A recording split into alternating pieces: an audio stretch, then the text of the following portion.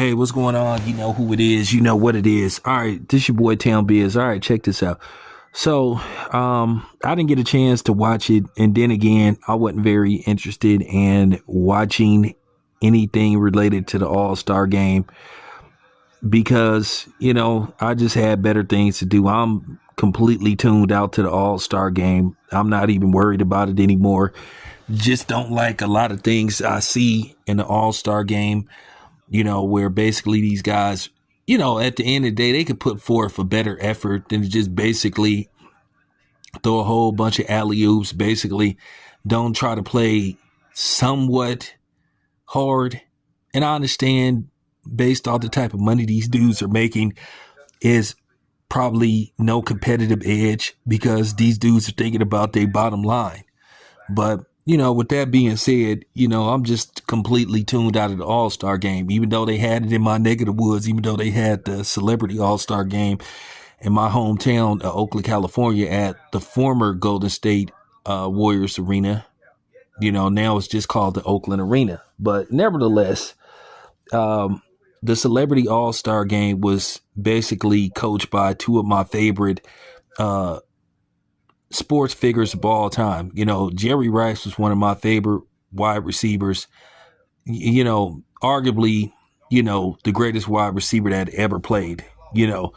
Um, his numbers say that he pretty much, the GOAT as far as wide receivers go. And then Barry Bonds. What can I say about Barry Bonds? Barry Bonds was one of the greatest baseball players I ever seen. He is in probably my top 10. And it's a damn shame that Barry Bonds didn't win a World Series ring. He had a World Series for the ages versus the Los Angeles Angels, and basically Dusty Baker blew that series.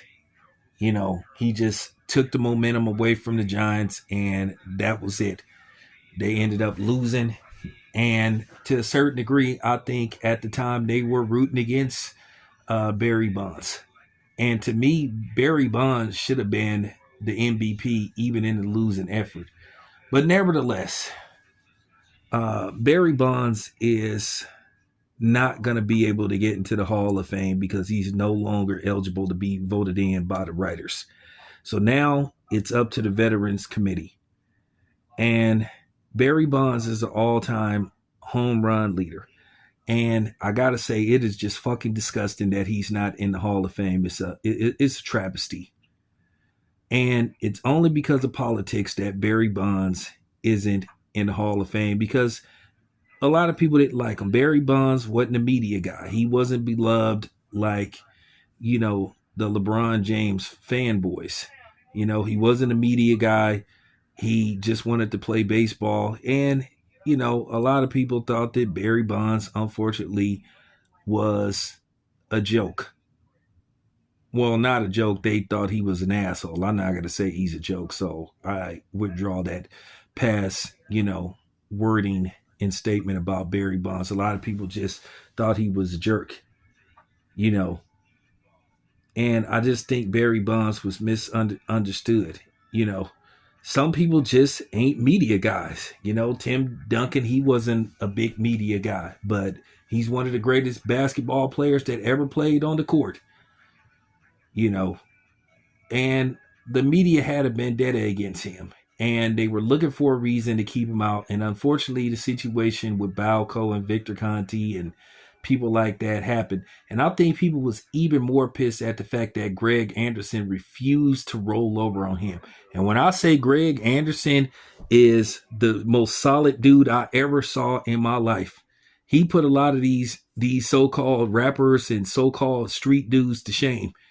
They put that man in jail not once but twice, and was trying to find a way to put his family in jail. They threatened to put his wife in jail. They threatened, I think, to put his children in foster home, and he still refused to roll over on Barry Bonds. Now, if that's a movie that should ever hit the big screen, somebody need to make a movie about that. But I will say shout out to Greg Anderson, because like I said, he stayed 10 toes down, and he ain't even no street dude. He just was a loyal friend. But Barry Bonds never failed a drug test. There is no documentation of a failed drug test by Barry Bonds. Look, people suspected that he did it, but there is no proof. But people used the speculation, the writers, this was their way to get even with him. And you heard people say this. Oh, I didn't like Barry Bonds. I tried to talk to him. He didn't want to talk to me. He didn't want to do interviews with me. So this isn't about, doing the right thing. This is about getting even. And this is what these punk ass writers is doing. Now, from what I heard, Ortiz, who played with the Red Sox, failed 2 tests. And David Ortiz is in the Hall of Fame, and he failed a couple of tests, according to documentation or according to reports. So why isn't Barry Bonds in the Hall of Fame? Far better baseball player, but he was a media guy. The media loved him, and basically they put him in the Hall of Fame, and he was rewarded. But technically, if he failed drug tests, he's tied to cheating. So the thing is with Barry Bonds, him and Roger Clemens are connected because basically by default, they won't put Roger Clemens in. So people like me can't say, oh, well, it's racism. And then the same and vice versa, with Roger Clemens. So if they put Barry Bonds in, even though once again, reports came out that it was proven that Roger Clemens received steroids and that it was allegedly delivered to his home and they have the receipts. But once again, a lot of people didn't like Roger Clemens. A lot of people thought Roger Clemens was a jerk, and people remember what he did to Mike Piazza in the World Series. So a lot of people didn't like Roger Clemens. A lot of people thought Roger Clemens was a jerk.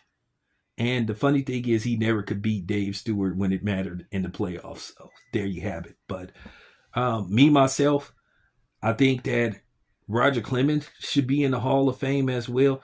And look, let's just keep it facts over facts. Between the late 80s all the way up to the 2000s, I'll say a big proportion of the baseball players were, like I said, on steroids, PEDs, whatever you want to call them. Because you started to see, like in the 90s, going into the 2000s, people just started to routinely hit 40 and 50 home runs. And you started to say, what's going on here? You just started to see balls flying out of the ballpark. Brady Anderson came out of nowhere and hit like 50 home runs. You just started to see that. You just was like, wait a minute. All of a sudden, home runs started to go up. It would be a great plight if you hit like 40 home runs. But then, like I said, 40 started to become damn near routine. So let's just cut the shit.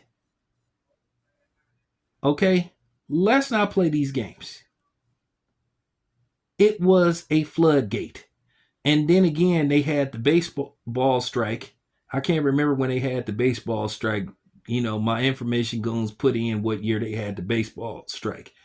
And people were pissed off about that. And they were ready to do away with baseball. And then all of a sudden, you just started to see these people just coming out of nowhere. Just home runs. Teams averaging 5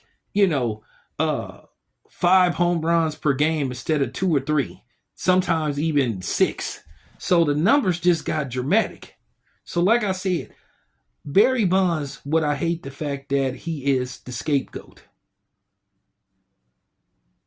There's no way people like Jeff Bagwell and those type of dudes should be in the Hall of Fame over Barry Bonds. I think people should put, feelings and politics to the side and do the right thing. Instead of saying, okay, this is our way, we're going to get even with Barry Bonds. So now Barry Bonds has fell out of eligibility for the Hall of Fame. So now it's up to the veterans.